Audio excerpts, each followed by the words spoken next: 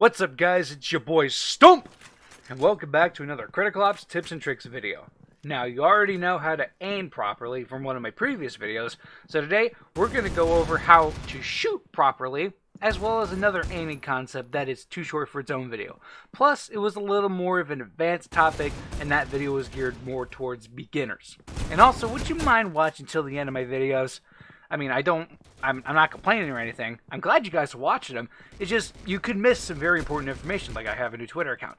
With that said, let's go ahead and get into it. So how exactly does one shoot? You tap the fire button, you dingus. Anyways, we are all too familiar with the concept of holding down the fire button and hoping to hit the enemy player, right?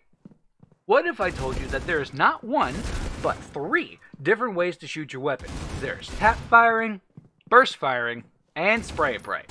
Now, I know there are players who already know this stuff, and that is totally fine. These tips and tricks are for those who are wanting to get good at the game, and for the others who haven't played in like 10 decades. So let's get into what each type of firing looks like, and wait until the end to learn how to practice each type of firing. Tap firing is where you tap the fire button. Tap firing lets you stay accurate at medium to longer ranges instead of spraying and praying. You would most likely tap fire with ARs, and pistols, that's all you can do. However, there are certain weapons that are useless with tap fire, like the SA-58 because it's a burst fire only weapon, all the SMGs because of their low damage per bullet, and the M14 because nobody likes the M14. Don't use the M14. Now let's get into what burst fire looks like. Burst firing is when you hold down the fire button for a short amount of time and allow anywhere between 2 to 7 or 9 bullets depending on your clip size.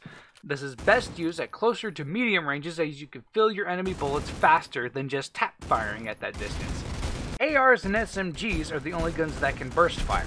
The SA-58 is the best one since, well, you know, it only burst fires. Pistols, shotguns, snipers, and the M14 cannot really burst fire. They're meant more for tap firing. Now comes the type of firing that you're all too familiar with, spraying and praying. Spraying and praying is where you hold down the fire button and just let it rip. It utilizes the entire clip, so make sure you have enough bullets before you start spraying. Most players already use this at long ranges, but it's best used to mow down multiple enemies at a time without letting off the fire button. SMGs are the gods of spray and pray, and it is best to use them at close quarter ranges due to their high rate of fire. ARs are pretty good too, but they're more suited to medium and long ranges. The M14 is pretty good at spray and pray as well. Nope, couldn't say that with a straight face. Now, the last concept that I wanted to go over is a request from one of my newer subscribers, and it is about scope blur. Scope blur occurs when you're scoped in with a sniper rifle and are moving around in any direction.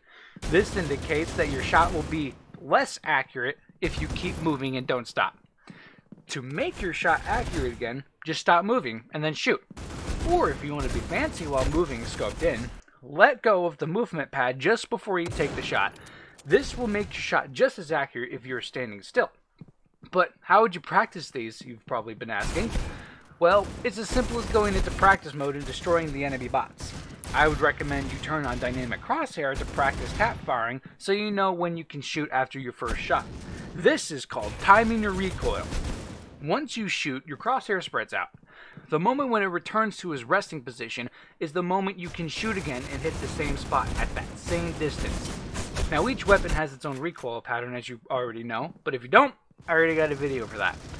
Due to the different recoil patterns, the tap and burst firing is going to be different for each weapon that can tap and burst. As long as you practice with your preferred gun, you will be getting more kills than what you could have ever imagined. The same goes for sniping while moving. The important thing is to practice. Do that, and you will get better with time. And there you have it.